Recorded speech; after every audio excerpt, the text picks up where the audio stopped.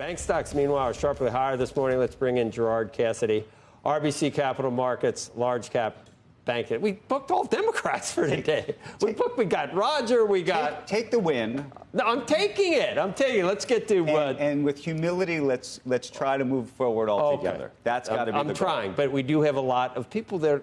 It's a tough. And that's why we all need to come together on a morning like today. Right. We all are going to come together and try to figure out how to work. If the other thing had happened, we'd be doing that if the other outcome had happened. All of us. I'm not so sure. I'm trying my best. We're all going to be the best people we can be. I'm trying my best. It's hard. Here we go. Gerard. Hi, Joe. How are you? How are you? Good, sir. At this point, tell us, have you done anything? Are you going to do anything? What do you think? Joe, we've been very optimistic and bullish on the bank stocks all year.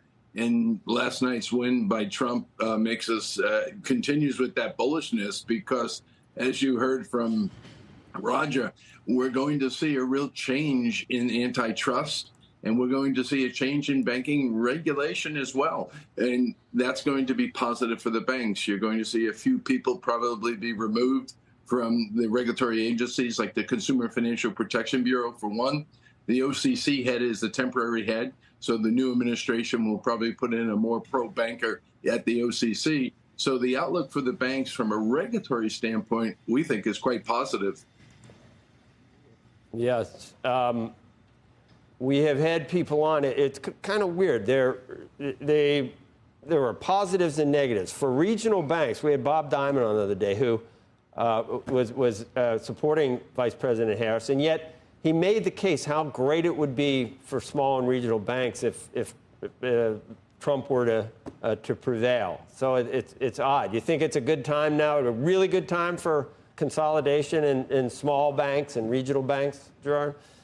It's a good point, Joe, because when you look back to the early 80s, we had over 18,000 banks and thrifts in this country. Consolidation has worked over 40 years. It's never linear. We're down to about 4,500 today, but they've been stalled over the last couple of years. And I think this will certainly, support having this administration and the people. And the key part will be who will be, advising him and his cabinet.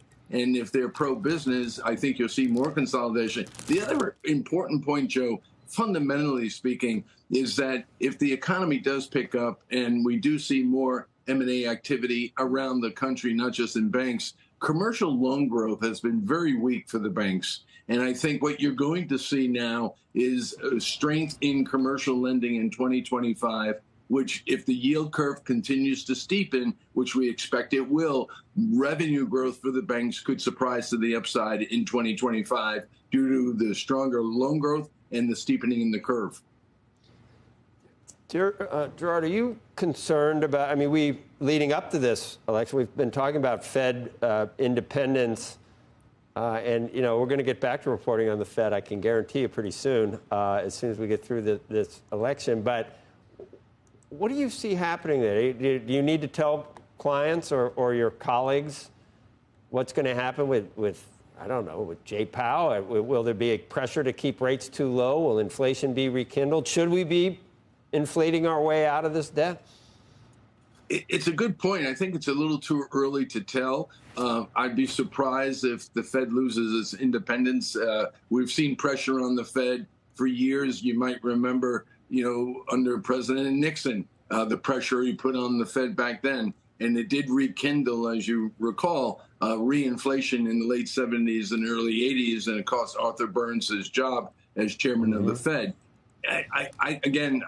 There will be pressure. There always has been pressure. But, Joe, you bring up a good point about inflation. We've always believed that we're not in the recession camp, even though I know you touched on it a moment ago. The inverted yield curve back in end of 22, everybody was calling for a recession in 23. Obviously, it never happened.